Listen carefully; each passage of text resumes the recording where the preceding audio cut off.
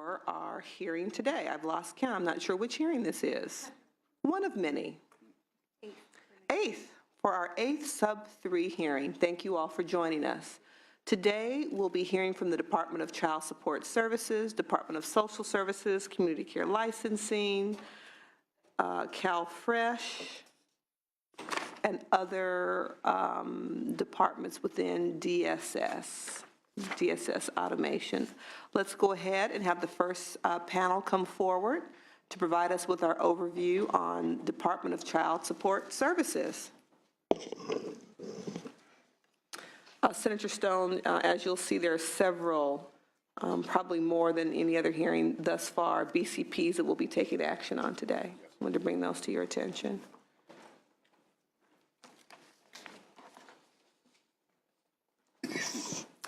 Good morning, Senator Mitchell. Good morning. Senator Stone. Thank you very much for coming. Absolutely. Mr. Beckley and Ms. Briggs. Absolutely. Good morning. Director Griffin apologizes that she couldn't be here today. She's taking part in a international child support conference currently. So I recently had great opportunity to spend some time with her leading up to her confirmation hearing, and looking forward to her ongoing leadership of the department. Excellent. She's got great vision, I think. Absolutely. So I will start off with a brief overview of the department and then talk about our trailer bill proposals. Okay. So the Department of Child Support Services is responsible for ensuring the well-being of children and providing for the self-sufficiency of families, providing services to locate parents, establish paternity, and establish and enforce orders for financial and medical support for children. The department is happy to report that we've successfully improved in 4 out of our 5 federal performance measures upon which state programs are evaluated. We're also pleased to report that child support collections have increased by $5 million in the current year and are estimated to increase by $14.6 million in the budget year. And these are dollars that go directly to families. I'd also like to report that the department has recently released its 5-year strategic plan. In this plan, you'll find strategies to increase collections going to families, improve the reliability of payments to families, plans to improve the quality with which we provide services, and we also have ideas to reduce program costs, which will help us in improve our cost effectiveness. Before you today, we have 2 proposals to suspend 2 provisions of statute related to incentive programs. The first program is our health insurance incentives program. We propose to suspend this program for 1 year. Pursuant to Welfare and Institutions Code 14124.93, DCSS is authorized to provide a $50 payment per case to local child support agencies to obtain third-party health coverage for children under our care. The $50 payment per case is funded entirely from the general fund. Given the recent changes in the required through the Affordable Care Act, we're evaluating whether this program fits within the framework of health coverage and child support's role in providing health coverage. The second program that we are proposing to suspend is our Improved Performance Incentives Program. Again, we're proposing a 1-year suspension. Pursuant to Family Code 17706, DCSS is authorized to provide 10 counties an additional 5% of the state's share of collections that reduce or repay aid based on federal and state performance standards. This, again, is funded entirely through the state general fund. We're evaluating whether this program should be restructured to better target the incentive towards specific reforms or innovations we think will best improve program performance. So those are what we're looking to do with these programs, do these 1-year suspensions. If you'd like, I could address the questions that were posed in the agenda. Okay, great. So relative to the health insurance incentives, the LCSAs do currently check to see if public or private health coverage or cash medical support has been provided for children, and if not, they do work with employers and non-custodial parents to obtain medical support. The department does monitor the number of medical support orders that are received and the local child support agency's effectiveness in obtaining medical support for children. And we found that their success rate in obtaining medical support is roughly in line with our success at obtaining financial support for children. It's really difficult to evaluate how effective the program has been. It was only in effect for 1 year.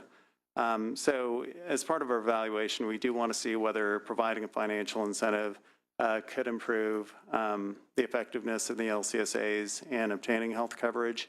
And again, I think we really have to look at this program relative to the changes mandated by the Affordable Care Act in determining whether, health coverage could be provided in other ways. We plan on doing this evaluation this summer and in the fall. Relative to the Improved Performance Incentives Program, we do have a number of current ways that we incentivize LCSAs to improve program performance in non-monetary ways. On an ongoing basis, DCSS strongly supports and encourages LCSAs to continuously innovate and experiment with different strategies to improve program performance.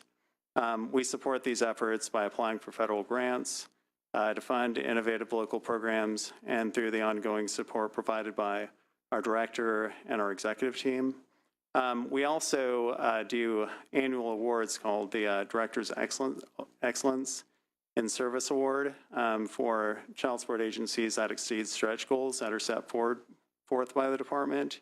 And we also have an innovation award that we recognize and celebrate innovative practices that the LCSAs have introduced. And again, we want to look at this current incentive program to again target it to see if there's a way that we can use incentive funding to really promote best practices and fund innovations that could really benefit the department on a statewide basis. So in summary, that's what we're really looking to do with these programs. Any questions, Senator Stone? Yes, Madam Chairman, thank you. Thank you for your presentation. Thank you. I appreciate that. Just a few questions, if I can. On page 5 of 39 of the report, with regards to cost effectiveness for California, let me say that I'm a very strong advocate of ensuring that deadbeat dads take care of their kids and using all necessary means to hold them accountable for taking care of those kids. And I know that California's performance level is at $2.54 per buck. The federal level is $2, which is a little bit more deplorable. However, Delaware is at $11.61. So where do you see this going? Are we striving harder to make sure that we get better collections? And then secondarily, on page 7 of 39, I see that you look at the actual collection in previous years, and we were actually doing pretty good as far as collections, but collections of an amount of what's outstanding. I mean, what is the percentage that we're actually getting from those people that should be paying for the child care that we are mandating? As example, in 2009-10, at $424.6 million was collected what out there was the pot, if you will. The amount that was, To me, that's really the measure of success. It's not necessarily the gross dollars. It really is, what is the percentage that you're collecting that should have been collected? Right. Okay. To respond to your questions on cost effectiveness, so there's two ways you can affect cost effectiveness of the program. You can either reduce your costs or increase your collections. And in our 5-year strategic plan, we do have strategies to affect both the numerator and the denominator of the equation. With the numerator, some strategies that we've seen to be effective and that we're looking to promote on a more statewide basis are what's called negotiated orders or stipulations, where you really bring both the custodial and non-custodial parent into the office and negotiate a settlement amount. We found that to be a much more effective strategy than just having someone go through the traditional judicial process and have a support order established, maybe without the non-custodial parent's participation. We also are looking for other payment opportunities where a non-custodial parent can make their payments. So recently we launched what's called our MoneyGram program, where now if you're a non-custodial parent and, it's after hours for a child support agency and you want to make a cash payment, you can go into a CVS or a Raley's and make a payment over the counter and make your payment that way. Since we launched that program in November, we've seen that program take in up to $1 million. So, we do want to encourage additional collections growth. And we think, just using some of those strategies as well as additional strategies we have in mind, that'll help get to the numerator. On the denominator, the cost side of the equation, we're currently looking at the LCSA's budgets to see are there opportunities for, purchasing services on a more statewide basis to take advantage of bulk rate discounts, achieving greater economies of scales. So we're going to be, really digging in and producing a really solid financial plan there. Overall, no question about it, when you look at the pot of dollars collected, we look at our current support measure and our collections on arrears, around in the 50 range for current support, around the 60 range for arrears. So that tells you there's a lot more out there that could be collected. And, I think, again, just using those strategies of, I think negotiated orders is a great, way to get those collection dollars up. And then just making payment options more easy, available, and accessible to our non-custodial parents. We're hoping those will be successful strategies. Do you have any innovative communication software sharing modalities, as an example, with the Department of Motor Vehicles that could flag somebody that has to go in for their car being registered, their driver's license? It flags them as somebody that's not meeting their obligations as a way to encourage them to fulfill their duties. Are we looking at innovative measures like that? Absolutely. So through our state licensing match program, we do that. So what we do with the DMV is on a monthly basis, we send them over a file of child support obligors, people who are in arrears on their payments. And what DMV then does is they'll suspend their driver's license. And, as part of, the process, then, if somebody wants their driver's license back, they have to go into a child support agency and make good on their debt, and then they can have their license released. And we had that program in place with DMV. We recently actually did a licensing suspension program with Fish and Wildlife. So if you want a hunting license or a fishing license, again, we send over our file of child support obligors. If they're outstanding their payments, we'll suspend those licenses as well. Can you elaborate on the communications with the Franchise Tax Board? Yeah, so with the Franchise Tax Board, again, if somebody is, has an outstanding debt, we do intercept their tax refunds. So if they have money due, we'll go ahead and we'll intercept that. That's actually a very successful program for us, and we intercept a lot of dollars that way. Well, I applaud your thinking out of the box and trying to protect these children. So thank you for your efforts. Thank you. I just have to say, I think there's a flip side too, particularly with regard to the driver's license, and we'll hear, and the director and I talked about it, recognizing that the ultimate goal is to create a scenario where families can, in a meaningful way, not only support, but continue relationship with their children. And we don't want to complicate the matters for a dad who, for whatever reason, is struggling, then to take his license, which complicates his ability to get to work every day. And so she talked about, the overall frame being clear about support. Correct. And creating opportunities that enable a parent to provide the support. So the last program you mentioned, the new program, where you can, primarily for the unbanked, she cited an example of a truck driver who crossed the state lines, who said he knew based on when his payday fell and wherever he was in the state that he was always going to be late in an effort to try to get into an office during traditional work time, 9 to 5, where people have to leave their jobs or whatever. So this new program and the billions, millions it's brought in a relatively short period of time, I think shows a desire, but an inability based on real life sometimes getting in the way, and the percent of your population that are the unbanked, where it's complicated to be able to get the payments in and on time. So I think some of those other areas that the department has done really well on in terms of snatching tax returns and snatching driver's licenses, but really trying to create, through technology, other ways to support people in their effort to support their children. Yeah, thank you, Madam Chair. I want to elaborate again. So at CVS's and Rayleigh's, people can go in and they can make a deposit that ultimately is going to go to the beneficiary. They can make their payment. How does the drugstore Rayleigh's, do they get a reimbursement sometime for handling that transaction? Yeah, so it's a vendor who actually, recovers a fee. So when you make a payment at a CVS or a Rayleigh's, there's these MoneyGram counters where you can go, you provide But the non-custodial payment would pay the fee. Absolutely. Right. Okay, and so exactly. So it's a $2 fee, $1.99. They go in there, they make their payment, then MoneyGram assesses that fee.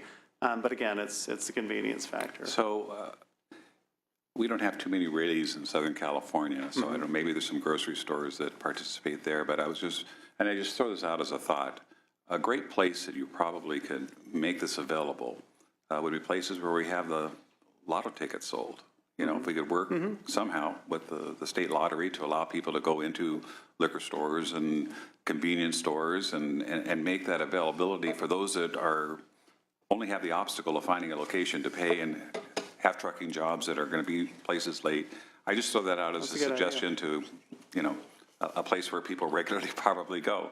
It would be nice if we could make it more convenient for them throughout the state of California. And so it's any place that has a MoneyGram option. So it's not just the CVS's or the Rayleigh's. Absolutely. It's anybody, any chain that has the MoneyGram. 18 different chains that have MoneyGram vendors.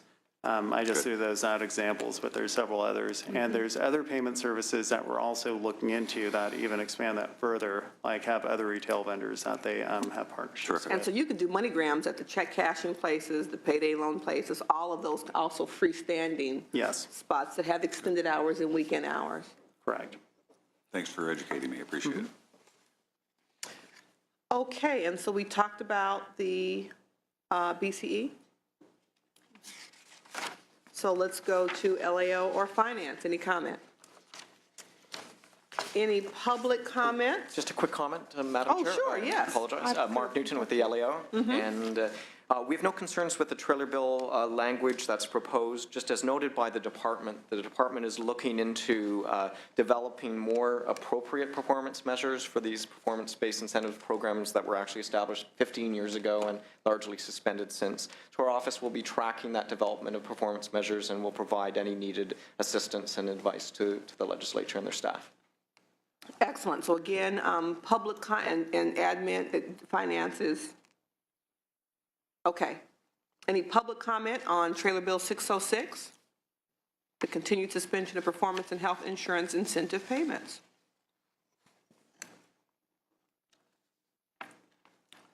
Move the Senator item. Stone, say it again. I move the item. Excellent. Thank you very much. So the trailer bill language will be adopted.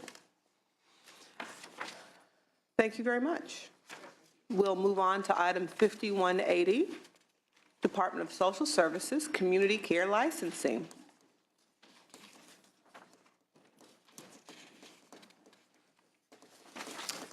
Under CCL, based on the nature of the issues laid out in the agenda, we'll take public comment following items or issue 2, and at the end of this section, issue 7.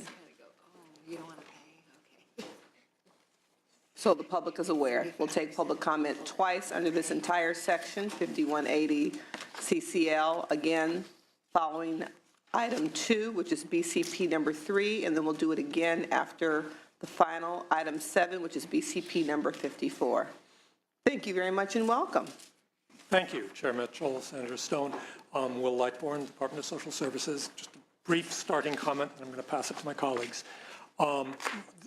The CCL division has been one of the divisions in the department undergoing the most change over the past couple of years. And Pam Dickfuss joined us as the Deputy Director for CCL about 14 months ago and has done a tremendous job working with Pat Leary, our Chief Deputy Director, in terms of implementing both the changes authorized last year, as well as the planning for further frequency of inspection protocols. And so with that introduction and my appreciation to them both, I'm going to turn it over to Pam. Thank you very much and welcome. Thank you, Madam Chair. Senator Stone. I'll first give you a brief overview. You've asked for a brief overview of the budget and what we've done with the 71 positions that we received in last year's budget. Our current budget is approximately $115 million and supports 1,105 authorized positions. Last year, you approved 71.5 positions for phase 1 of our quality improvement BCP. All but one position has been filled. And we've actively been building a solid infrastructure, so we have a foundation for phase 2 that you've got before you today. We have made remarkable progress over the past year, and it's due to many factors. The first being total support from the directorate with direct involvement. The second is making it a priority to visit all of the regional offices across the state on a regular basis to talk face-to-face with the employees to let them know what our vision is and where we're strategically going. And the third is to actively engage the stakeholders and bring them to the table so they're actually talking about the recent legislation that has been implemented in the past year, looking forward with CCL, how CCL is evolving with the differences in our facilities now. Talking about future of CCL with the stakeholders has been both transparent and informative and has really helped us move forward. So a brief summary of the progress we have made. On January 20th, we initiated the centralized complaint unit. It was established with a toll-free hotline number where the public, family members, licensees, all can make phone calls in as complaints. It's centralized in one place where we can track the kind of calls that are coming in. We can also track if we're asking the right questions to get as much information at the front end when the complaints are coming in. Since its inception, we've received approximately 6,000 calls. So what this is doing, these calls used to be taken in the regional offices. There was 1 to 2 LPAs that would man the phones 2 days a month to take these calls in. So this centralizing this function is giving us the opportunity to let the LPAs be out in the field in investigating complaints. Along with this, we developed a poster that is required to be posted in the RCFE facilities, but we've also opened it up and printed them for all facility types to print the poster that's got the hotline number on it, identifying our complaint hotline. Something we're most proud of is the new territory CCL. For new territory for CCL is the creation of our quality assurance unit. We implemented this in the last quarter, the end of December of last year. They have developed tools that allow us to really delve into the workload of our staff to see, are we being standardized across the state? Are we assessing the correct citation? Are there training needs out there? And this unit has also provided information that we can provide to licensees as well so that we can work both ends, both the enforcement side and the preventative side together. So as a sample, I passed out one of the analytic tools that they've developed that we are using in our regional offices. We've just implemented this recently. We've redacted some of the information so you could just get a sense of what they're receiving. And what this is they identified the high-risk facilities in the state based on the number of citations received. And so with that, they went through and read each document, each report to see, did our staff do, all the steps that they needed to do? Was there more that they could be doing? And then the area in red identifies those areas for them to take a further look at to see, is there an opportunity for more to be done or do they have reasons for it? The second page of this is more of the detail for each individual facility that they're looking at that was a high-risk facility, and it goes into the different areas of what they looked at and provides them a summary of how they came to their conclusions. So this is just one of the tools that we have that provides feedback for the regional managers to look at, to know, have at their fingerprints, these are the high-risk facilities. They're also going to be looking at different, the priority 1 and 2 complaints. They've got other different tools in their box right now that they're developing for this use. Additionally, we've expanded our training program with positions that we received last year. Much of our training modules that we're developing are in conjunction with the Quality Assurance Unit, where they're identifying areas of places that we need to standardize. If there's, we should be citing a B citation, and we're citing A citations in some areas that will actually go out and give training in those specific regional offices. So we've used those positions to have training, to rebuild our training, and to also increase our academy from 2 weeks to 4 weeks. This month, we're going to graduate our 3rd academy, so we're very excited about that. And next, on February 1st of this year, we went live with the online LPA exam. We got money in last year's budget to create this online exam. In the past, we've had a high number of vacancies where it was very difficult to bring LPAs on board because the test was only given every couple of years. Right. So since February, there's been over 2,000 people that have taken the exam. The regional offices tell me that they've got high-quality candidates that are applying for these jobs, and out of 500 and just a little over 500 LPAs, we've only got 22 vacancies. So we've been aggressively recruiting in different areas now that people can take this online and fill in their application at the same time and send it in. So we've really got a good process there. We're hoping to really bring our vacancies down. And last but not least is the centralized application unit. That's another unit that we created from positions we received last year. This unit is going to centralize applications for the residential care facilities only to begin with, and then we'll see how that goes in and add in different facility types. These applications have become very complex and very difficult, and it's our priority to have them in one place where we can oversee the different and not have 25 different offices approving these applications. We want to make sure they're done standardized in the same fashion. We've also hired the corporate accountability attorney that we received approval for last year that's working in conjunction with this unit. We did a soft launch in April, and we're going to go live the end of May, accepting all new applications for the RCFEs. Do you want me to go into the second question? That was all of the positions for last year. Okay. And you were asking when the legislature can expect to see a report on whether the kit has been successful and accurate in identifying compliance. We're still working very closely with Sac State, who is doing the analysis on the kit. We had hoped that we would have received the kit at the end of last year. We had to extend the contract.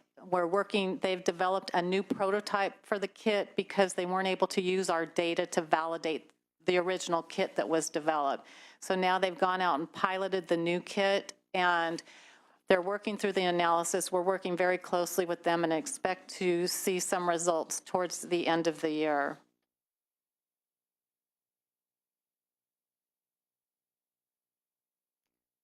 And so the number of inspections that use the kit is here on page 10 of the agenda, just so we can review. Right. So is that it for the overview? Yes. Senator Stone? Thank you very much for the overview. It sounds like your department has been very, very busy. Yeah. And I actually want to commend you with the KIT program. I think it's a very innovative approach to requiring a visit to roughly, 66,000 facilities in the state of California. I know it's impossible to do what some other smaller states do. They try to get out there once a year, but for us, it's been a challenge to get out there once every 5 years. And I think through this abbreviated inspection plan, you're able to, I hope when we get the results back, that you're able to see the bad players that necessitate further evaluation, which your KIT program definitely describes. So thank you for that. I noticed that as far as the number of cases that are open, 4,670, we still have a number of them that remain open, almost 50% or a little bit less. And I know you're struggling with manpower. Is there any kind of statutory requirement that complaints be closed within a certain period of time? I know you have like 10 days to respond, which is good, but is there any requirement to close these out? No, we don't have that requirement, but it is a high priority. Complaints are our highest priority, but we've been taking stats since we started the quality assurance unit, and since January, even though the number of open complaints have increased, the number open past 90 days has decreased 7% since January. So we are bringing the numbers down. We think the positions we're asking for this year as limited term will help us catch up on the backlog. We've got processes in place where we're monitoring this very closely and how we can, make sure we do a thorough investigation. We don't want to just close complaints, no matter how old they are. We're looking at each one individually, but making sure that we're making traction in the right direction. I know we're going to wait to get the results back from the study, but elected officials get very anxious. They want to know, is it working or not working? Do you have any sense at all with the number of inspections utilized in the kit applications that would trigger a more comprehensive inspection out of all the inspections? Do you have any ideas? Is there a 5% number, a 10% number, or? Yeah. We do have a number. It's 7.6. Yeah. On page 10 of the agenda, the chart that shows how many inspections utilized the kit, they also say how many of those inspections triggered a comprehensive visit. At any time, an LPA who's out doing an inspection can say, whoa, wait, there's something more here. We need to look a little deeper, need to take a little more time. So it looks like it ranges in there from 7 to 10% pretty much, Yeah. which I think is a very good number. To me, it shows the program has been very successful and kind of rewarding the good players, because whenever you have an inspector coming into your pharmacy, you have it coming into another facility, I can tell you that as an operator, we get very nervous. We don't know what they're going to find, and we certainly, there's good players that don't want any problems and try to do everything to comply with laws and regulations, but there are so many, of course, that sometimes you miss something here or there. But I think that based on what I'm seeing here, the KIT program has been very good in rewarding good players and hopefully getting those bad players into compliance. So I just want to commend you. I think you're doing a good job. Thank you. Recognizing the level of vulnerability of the populations that are in facilities that you are inspecting, child care, children's residential care, those are foster care group homes largely, adult and senior care. A complaint over 90 days is frightening. What's our risk or vulnerability as a department, as a state, when we've got complaints that have gone unreviewed, inspected, followed up on over extended periods of time? Well, I think that there's definite concern with that, but we've always done our 10-day visits, so we've done the very first, when we get the complaint, no matter how old they are. So then they prioritize based on health and safety. If there's a direct health and safety risk, those are the top priorities. And action is taken immediately. Right. And so this backlog didn't happen overnight. It built up during the recession. And so, I think our oldest complaint, the majority of our oldest complaints are like 3 years old. And so we're basically picking up the older complaints, trying to catch those up, while you still have some evidence out there. But we're starting to shrink the numbers of over 90 days as we still prioritize those that are coming in daily. So if you can, give us a frame of reference of what a complaint like that could possibly be. A complaint that's high priority? No, not a high priority. Oh. One that apparently was not high priority because you went for your first 10 days. And so it's one of these 2,000, 2,400. Just, give us, because when I think of complaint, I think the sky is falling. So give me, It could be cold food.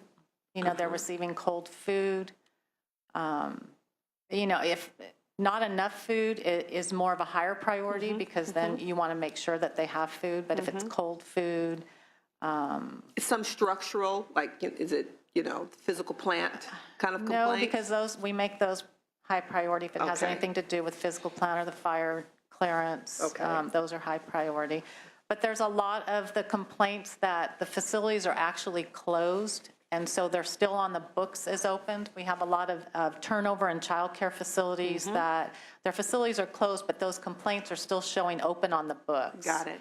So we're not going to just close those out. We're still seeing, is there any opportunity to provide any interviews before we close them out? So we have those divided up by which facilities are open and closed out of our total number.